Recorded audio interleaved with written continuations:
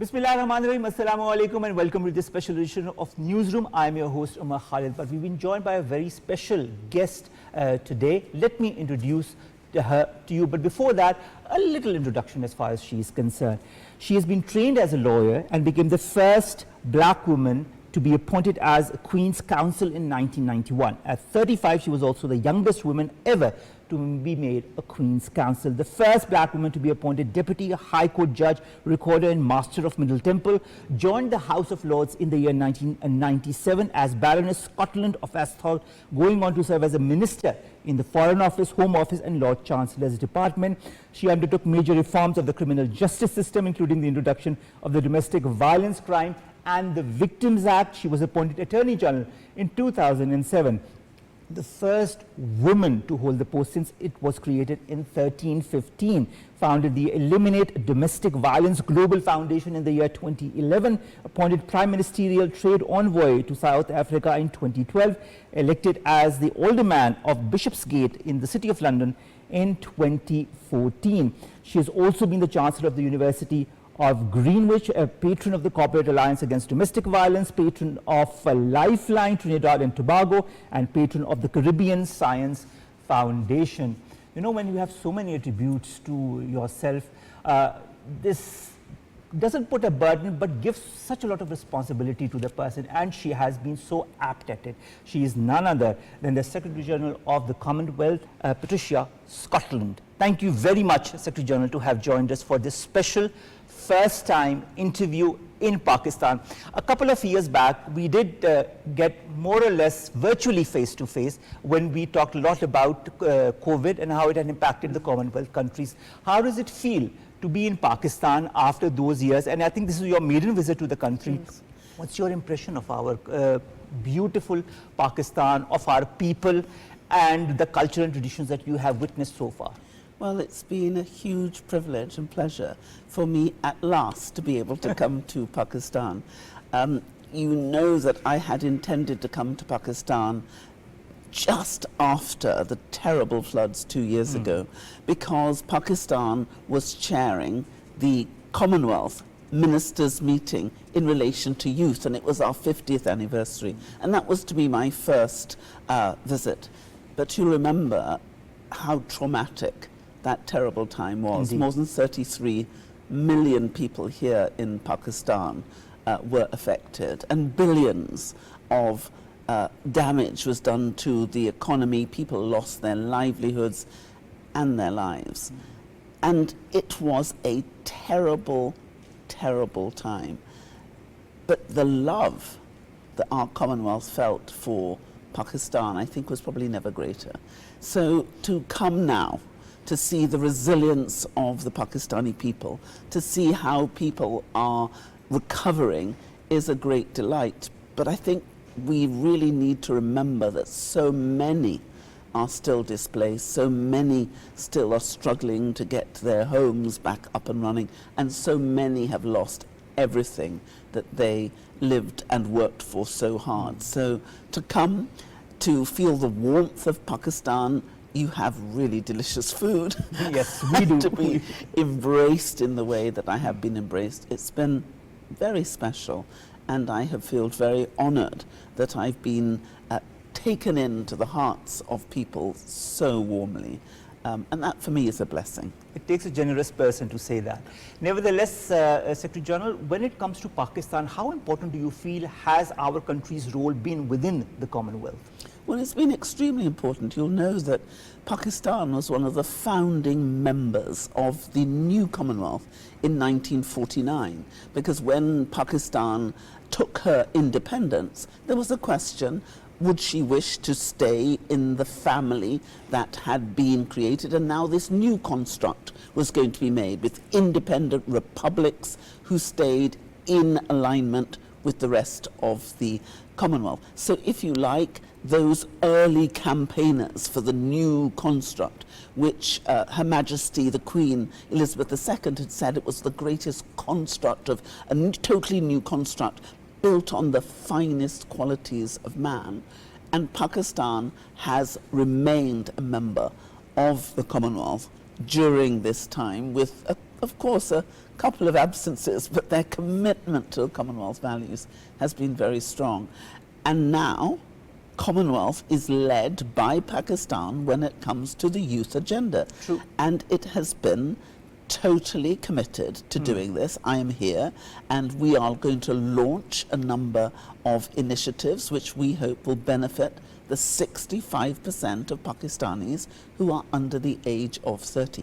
You have a vibrant young population who are intelligent and committed and innovative. And I've been able to see some of that innovation, and it has been remarkable. I went to the NUST University, and the science and technology that's being developed by those young people is really impressive. 4% of the people who apply to NUST actually get in. So you have the brightest and the best. And the creativity in terms of climate and technology, truly impressive. That is so true. But before we go to the youth, I'd like to understand for our audience as well the importance of the Commonwealth. First of all, you, ma'am, Secretary General, have been the first ever woman Secretary General of the Commonwealth, which is a feat in itself. But when you look at your, curriculum, it looks as if you've only done feats all your life. You've only been the first in so many things all your life, and this adds to that. Coming to Commonwealth, what are the objectives? What is the vision or the raison d'etre of the Commonwealth? How important is it currently in this geopolitical or geostrategic situation that the world is embroiled in? Well, I think it's vital. Probably the Commonwealth has never been more important than it is today. We have a 75-year history. And in that 75-year history, we've grown in number. We now are 56 countries in our Commonwealth, which represents 2.7 billion people in the world. That's 1/3 of humanity. And we don't come together by virtue of treaty.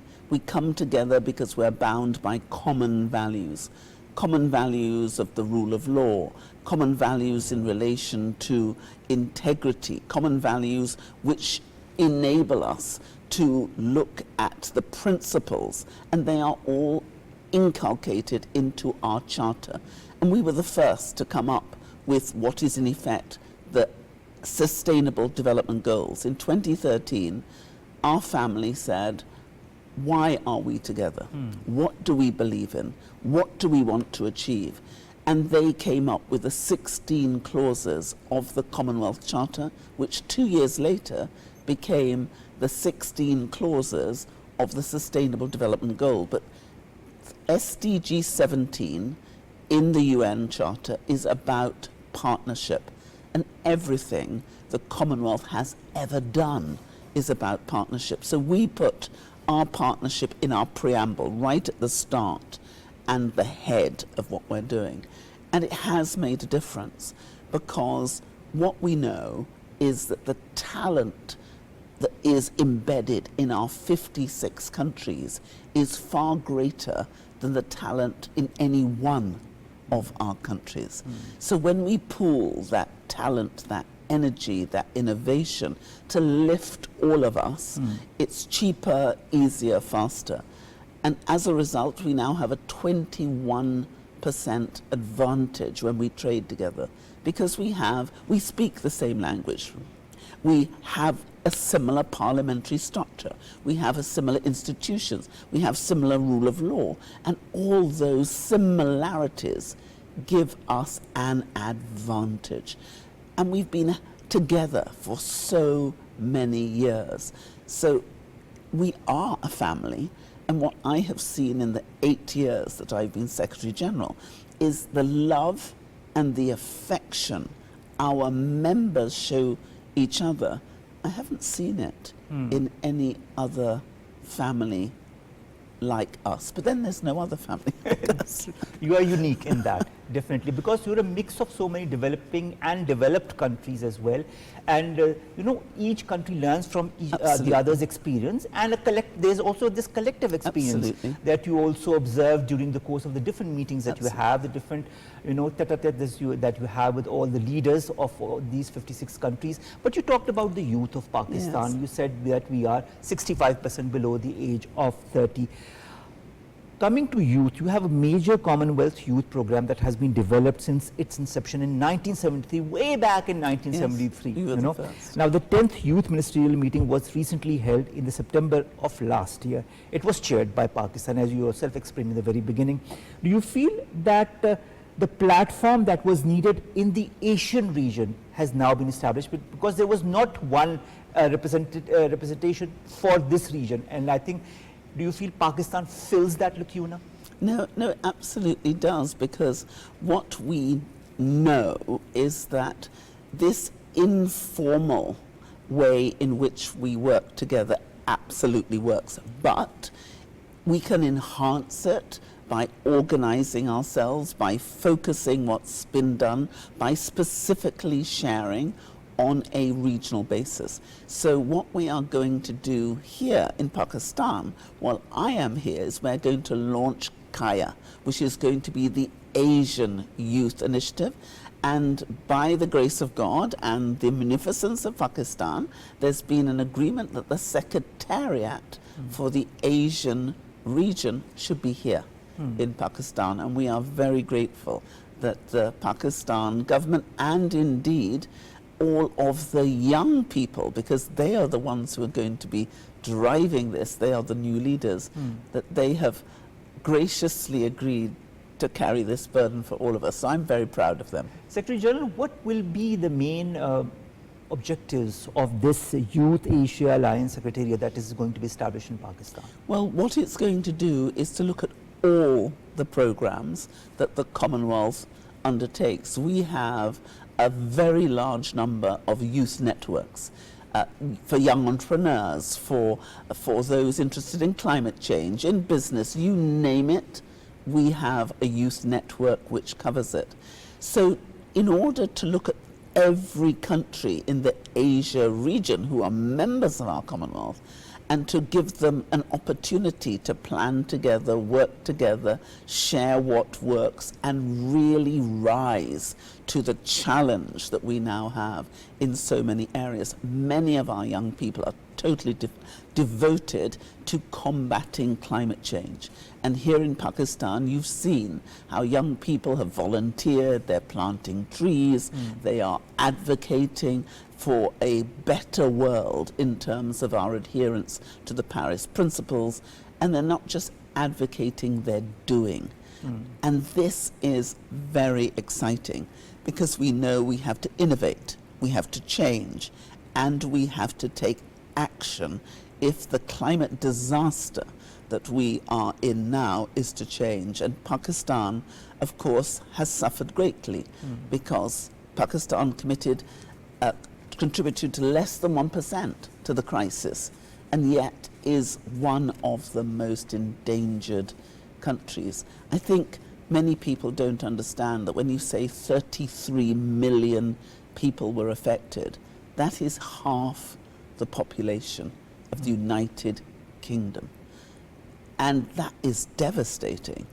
And we need to do better. And we need to raise the money to enable those who are affected to be assisted in a way that makes better sense. You know, you're quite compassionate when you talk of Pakistan's plight as far as climate change is concerned. Does the world really understand what Pakistan has gone through? I understand the Commonwealth does, but do other important countries that participate in funds that could help Pakistan, come out of all the ensuing tragedy post the 2022 floods? Do you feel the countries are cognizant of that? And if not, what needs to be done? Well, I think we did everything possible to make them cognizant. And the tragedy of Pakistan, in an ironic way, we used ruthlessly to bring it to their attention. Because we have been saying for a very long time, this climate crisis poses an existential threat to our countries. And people thought that we were talking about tomorrow or in 50 years' time. And what happened to Pakistan, to those who would not understand, we used it to make them understand this is what existential threat looks like. And so, as you may remember, I think I put Pakistan's plight in every speech I made, because people forget very easily. And you will know that my own country of birth, Dominica, in 2017 suffered from the greatest hurricane the world had then ever seen, the largest. We unfortunately have seen larger since in the Bahamas, but in 2017, Hurricane Maria destroyed 226% of Dominica's GDP. That is what existential threat looks like. And so we have been very clear that Pakistan needs support. And we've also been very clear that it is unjust when a country like Pakistan suffers from a tragedy which has not been caused by them. It is unfair, unsatisfactory to say to that country that because you're a middle income country, you will not get aid to assist you. And what we did do through our advocacy is we managed to get the global community to notice, to listen, and to commit to giving Pakistan more money than they perhaps would otherwise have done. And there was an additional, I think, 9 billion raised. But the truth is, that was only a drop in the ocean. And so we need to continue to push harder. I also argued very strongly, using Pakistan as an example, why we need a different way of responding to debt and responding to climate. So we have argued that you need to create a different mechanism, and we are suggesting a universal vulnerability index which takes into account the exogenous shocks that we are subject to. Because it wasn't just the climate disaster. We then, as we discussed a couple of years ago, had COVID. And as a result of COVID and climate, greater debt came because our economies were absolutely devastated. Since then, we have had the debacle between Russia and Ukraine, which has caused food insecurity. And on it goes. All of those things, all those exogenous shocks were not caused by any of us, but we have been subject to them. They've impacted our income, they've impacted our ability to look after our countries, and the world, the international financial institutions, have to find a better way of responding to these disasters than simply saying you look to GDP. Because when a hurricane hits you, when a cyclone hits you, when a flood hits you and robs you of all the things you've worked for, the bridges, the roads, the hospitals, the schools, the people you love, Exactly. they don't take the debt with them, because we've all taken out loans to buy all the things that are destroyed. I would be very happy if when the flood came, when the hurricane came, when they took all the debt as well and dumped that in But the sea. unfortunately, that doesn't happen. No, it gets left behind, and you have to build back better, and you have to spend more money. So what we are saying is we need, this is not 1945, when everyone was looking at saying fiscal rectitude is the only measure. It can't be. Our reality is the world has changed, and we have to change with it, and we've got to come up with better methods to look after each other and to turn this tide back, because if we do not reverse climate change, then we won't have a world for our children.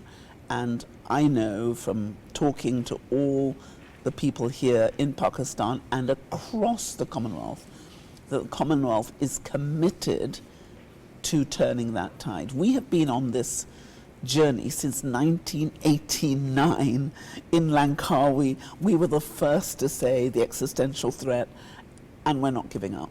We're not giving And up. you know, the Commonwealth has really worked as far as climate action is concerned, as far as different countries and how you've been helping other countries as well, whether it be the South Asian monsoon season, the Atlantic hurricane season in the Caribbean. Yes. And so there are so many other examples where the Commonwealth has stood in front of so many other organizations Yes. and been the first one to help its member countries that were in need. this year, I mean, we've talked about the 2022 floods, but you know, there's one thing when it comes to all of that that we talk a lot at the different COPs as well, is climate justice. Yes. Pakistan has been advocating for climate justice, but unfortunately hasn't gotten it so far. And there are so many other examples of other countries as well. How important is climate justice to the Commonwealth? It is extremely important, and we have been pushing for this. And you will see just recently Hurricane Beryl devastated the 4 islands in the Caribbean, and I was there when Hurricane Beryl struck Grenada, and it was coming in. I landed, and only for 3 hours, and I had to leave. We know that justice is needed because of the experience of our member states. We have 33 small states in the Commonwealth.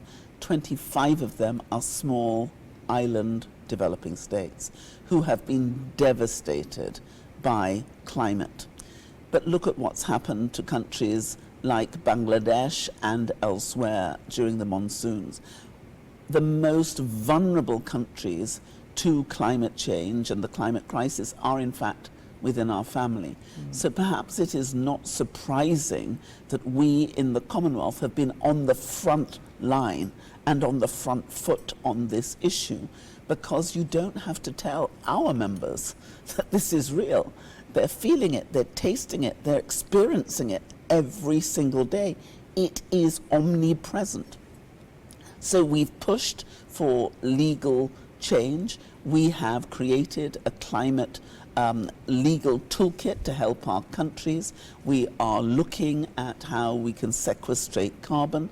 We're coming up with some really innovative opportunities. We created the Blue Charter in 2018 to deal with oceans. We've created the Living Lands Charter to do with implementation of the 3 Rio Conventions. We come up with common sensing, which is using geospatial data that comes from the UN agencies who deal with space and the British Space Agency ourselves, to really understand what's happening in climate so that we can help our countries not only to protect themselves, but hopefully to prepare and even prevent it. And we've created the Climate Finance Access Hub to give money into the hands of our member states. And with just $8.5 million, which is a tiny amount of money, we have already delivered $360 million into the hands of our members, and we have another $500 million in the pipeline. And we've done that by using everything we have, all the knowledge our 56 countries have, together with our partners like the Space Agency. And I'm hoping that we will launch something that we're calling Common Space. If we can get all the space agencies in the Commonwealth to do what the British Space Agency is doing, if we can pool that information and use the AI that's now available to us to understand how we can build back better, then, as I now say, we'd be cooking with solar. All right. All right. I'd also like to understand, you know, the COP28 is just around the corner. How important is the operationalization of the loss and damage fund, the realization of the promised $100 billion in annual climate financing for developing countries, and to help the polluting economies? How important are these measures? How important will be the role of the Commonwealth to push the countries at COP28 in order for this to be implemented? Well, I think it is vital. What we did, if you remember, in Kigali, when we met for the CHOGM, we came up, the commitment after 27 years, it was the Commonwealth who said we have to have a loss and damage fund. And that was in 2022. And we went to Sharm el-Sheikh, all of us, and we insisted. And people said, oh, you'll never get a loss and damage fund. This has been 27 years, you know, it is going to be the same as always. And we were absolutely determined. We got the loss and damage fund. Then when we went to COP28 last year in Sharm el-Sheikh, after Sharm el-Sheikh in Dubai, we pushed harder. But the fund of 100 billion was in 2009, and it still hasn't been paid. We have a fund now for loss and damage, which was agreed in Dubai, but has that been operationalized? Not yet. So we have to push really, really hard in Azerbaijan, and we've reached out to the presidency, and they have, the president has indicated that he wishes to put the small island developing states and those states who are most affected by climate at the center of the next COP. And the next COP in Baku is going to be a finance COP. And so what we all have to push for is no more talk. We need action, and we will be calling on all of those who have made commitments to the countries who have suffered the most to actually deliver the money. And of course, we in the Commonwealth will be more than happy to help them spend it well. I think that's a very wise statement, and I really hope that statement gets implemented. You know, it all depends on implementation, on actionable evidence, Yes. and I hope this really happens this time at the COP. Coming back to the youth, because you know we are very concerned, not concerned, but we have a youth bulge, as you yourself have said, and we need to channelize that in the right direction. How do you see the demographic of the youth playing a role in the future of the Commonwealth as far as Pakistan is concerned? Then I'd like to add to that, what do you feel are the unique strengths and opportunities that you feel are present in Pakistan's youth? You must have got a little example of that. You went to NUST, as you yourself said. That could be harnessed through the Commonwealth. We all know that Pakistan stands at number 3 in entrepreneurship in the Global Youth Development Index and is the 4th in freelancing. How, in your point of view, can these, I should say, these figures or these numbers or these positionings of Pakistan be channelized in the right direction? What needs to be done for a bright, for a strong Pakistan, because it's the youth that is the future of Pakistan? Well, I think you're absolutely right. The young are the future of Pakistan, but they're also the leaders of today and the co-creators with us of the solutions for tomorrow. And what we are doing is creating a platform for young people so that they can really have the springboard they need to deliver those solutions. And we hope that what we'll be launching today here in Pakistan will be one of the opportunities. But we also know that this world is now a technologically driven world. Digitalization is going to be incredibly important. There's an assessment being made globally that AI is likely to add 15.7 trillion to the global economy. If our youth in the Commonwealth, which includes absolutely the 65% of the population here in Pakistan who are under 30, 35, if they are to have a slice of that new digital AI-assisted economy, we are going to have to train them. We are going to have to make sure that they have the tools that they need to make that commitment. And in the Commonwealth, we are really working hard to produce those tools. So we launched last year an AI consortium with all the biggest tech companies in Silicon Valley.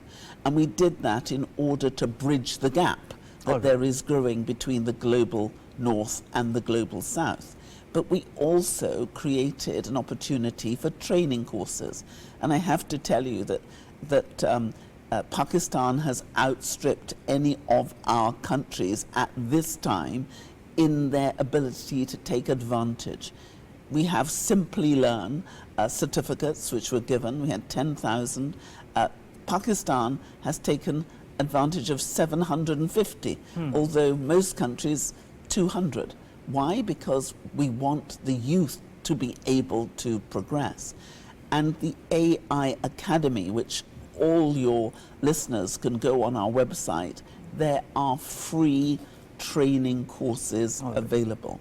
And so we are making sure that the interests of our young people are exercised and enabled. And I am really excited by what I see. Some of these youngsters are not only brilliant, but they're passionate and they're actually very giving because they're willing to share their knowledge and their expertise. And I think what I've seen here with the chairman in the Prime Minister's office and the leadership that they're giving to young people, the fact that they're inviting young people to be at the table. Pakistan now has a new youth council and there's been a lot of competition to get onto that council. That listening to young people is incredibly important. And so Pakistan in many ways is creating a model which is replicable for other member states and is showing real leadership as the chair of the Commonwealth Youth Ministerial meeting and the working group. And that's pretty impressive. All right. Secretary General, I'd also like to understand, you talk about the youth. Like any other country, the youth in Pakistan also face a lot of challenges, common challenges, Yes. education, employment, climate change, social inclusion. How Yes. can the Commonwealth support our youth? Well, we will support and are supporting youth by all these networks. And I would be saying to everyone, please join the networks, take advantage of the scholarships, share with us what you need, and then come and help us, because the young people are the architects of the solutions we need if we can give them a platform to exercise their real talent. And that's what the Commonwealth is trying to do as much as we can. And I was really touched because I saw a number of senior people, and when I asked them, they said they had got a Commonwealth scholarship, or they had been a Commonwealth young leader, and now one of them, well, actually a number of them across the Commonwealth are now ministers, junior ministers, and members of Parliament. So we know that we have to grow our own. And I am very proud that we have grown some amazing talent by just supporting them. So I would say to all the young people in Pakistan, dream big. Don't let anyone tell you that you are not able to change the paradigm in which you sit. You are the arbiter of your own good fortune, and the world needs you. Not just Pakistan, but the Commonwealth needs you to be the best you can be, and we will do everything we can to support you to do that, because it's in our interest. Secretary General, also, could you give our audience an example of the success stories that the Commonwealth has been involved in as far as the youth of the Commonwealth countries is concerned, so that Pakistan can learn from those experiences as well? Well, for example, I will talk about what Pakistan herself has done, because the fact that Pakistan is number 3 in the Youth Index, actually number 1 as well, number 1 and number 3, is not by accident. Pakistan has focused on the employability of young people. The fact that Pakistan created the tree planting initiative, which helped billions of trees to be planted across the nation, didn't just address climate change. It also helped young people to learn skills and to develop and to contribute and to feel that they are changing their environment. It was hugely successful. The 4-pillared approach that the Pakistan administration are using is an approach, a model that other member states can use as well. The fact that we are absolutely focusing on entrepreneurship to help the startups. If you look across the world, the unicorns which have been created, that's the new billion-dollar entities which have been created from nothing in recent years, the majority of those unicorns have been created by people under the age of 35.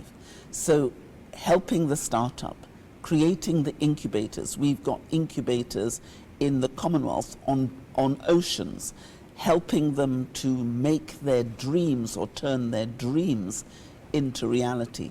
I created the Commonwealth Innovation Awards. We've got the Commonwealth Youth Awards. And the reason we've given so many Pakistani young people who are brilliant these awards is to showcase, to put a spotlight on their talent, to enable them to talk about how they did it, and that others be inspired by what they have done and to replicate it. And as a result, more of our young people are coming forward, participating in the startups, getting the training, and some are as young as 9. And so this isn't just about the older young people. It's helping us to see talent wherever it is, in whichever form it comes, and then supporting it.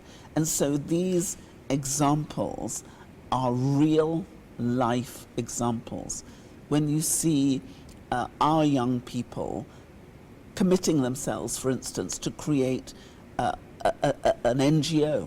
We've got NGOs now for women, for girls, for unemployment. There was a wonderful young woman who created a new program for her autistic brother who was unable to communicate, and she hated the fact that he was isolated.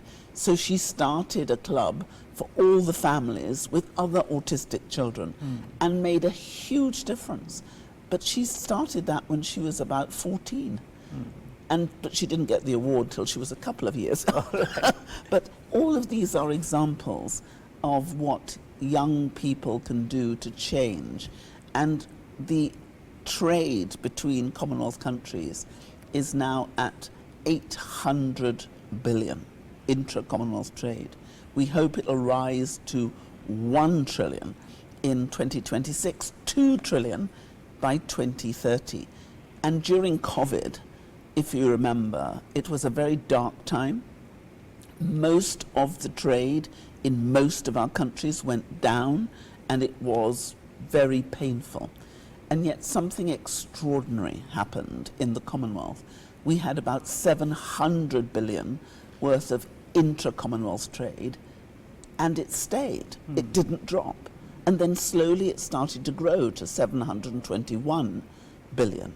And when we looked at why that was, we saw that much trade had dropped. What had grown, $141 billion, had been as a result of digital trade.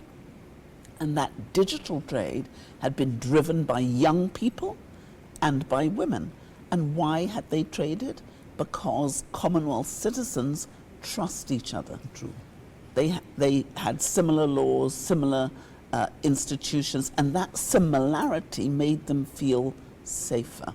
And that trust and confidence enabled us to grow. And that trust and confidence has enabled us to rise to 800 million. But that is fundamentally due to our young people and our women also being included with our men. So that gives me hope that if we focus on our young people, which is what Pakistan has done, focus quite relentlessly, they will give us back 100-fold. I totally agree with you on that. We are a bit short of time, and I know you have a very busy schedule in front of you as well. But finally, Secretary General Scotland, what message would you like to give to Pakistan? I would say to the people of Pakistan, I know that this is a difficult time, but I know the resilience of Pakistan. I know the passion of the people in Pakistan, and your resilience was demonstrated during the time of the floods. So I want to say thank you for that resilience, thank you for that courage, thank you for being willing to continue the fight. And I absolutely believe the people of Pakistan, when they come together, all of them, all sides, they can do anything. And we in the Commonwealth are going to stand beside all Pakistanis, wherever they come from, whatever their political affiliation, whatever their religion, whatever their sector, because I believe it will take all of us working together for the good of our countries, for the good of Pakistan. That's what we need. We need dialogue, we need respect, and we really have to remember that we love each other. And if we love each other, and if we love our countries, then we will do what is necessary to provide peace, to provide security, and to provide hope. And so I hope for a peaceful Pakistan, for a united Pakistan, where tolerance and understanding and respect is at the forefront of everyone's mind. Because I think with dialogue and with respect, anything is possible. And you can do this. I think we can do this, but we need, for all of that to happen, you talk of dialogue, of trust, of confidence, of respect. All of that comes with a strong backing, and with a backing like yours and the Commonwealth. I'm sure that not only the youth of Pakistan, but also the youth of all the different countries that the Commonwealth represents will move forward and make this bloc, as I was reading in one of the quotes about Commonwealth, an impact bloc. I think this is what it has been since it started, and this is what it continues to be, despite the obstacles that it has seen, despite the geopolitical or geostrategic changes that the world is seeing. It continues to be an impact bloc, and we look forward to you and your chairmanship and the way you have led the Commonwealth in the last 8 years to also come up with innovative ideas like you have in the future as well, to put our youth on the pedestal, not only the youth of Pakistan, but the youth of the Commonwealth and the women of the Commonwealth as well, because you're a champion for women causes and women as well. But that, I think, we'll leave for another interview, another time, maybe a next visit to Pakistan. Thank you very much. Inshallah. Inshallah. Thank you very much, Secretary General Scotland, to have joined us for this exclusive, all Pakistan exclusive here on PTV World, and talked about Pakistan, your own experience and the importance of the Commonwealth in this world. Ladies and gentlemen, this brings us to the end of today's newsroom. We've had a very interesting discussion on different topics that pertain to the majority of Pakistan's population, and that is the youth that is below the age of 30. And all the different principles that the Secretary General has talked about: respect, dignity, and cohesion, and working together, and the future of the youth, and respect, they are already inculcated in the youth, but they need to be brought up to the fore, and they need the constant support not only of our government but also of the Commonwealth, so that we can come up with the best leaders in the future as well. We'll see you inshallah tomorrow with new stories and segments that pertain to us, you and Pakistan. But this was a very important one. So I hope you have gotten the point. I hope you also understand the importance of the Commonwealth. And finally, Secretary General Scotland, thank you very much. No, thank you very much. It was delightful to see you at last. Definitely.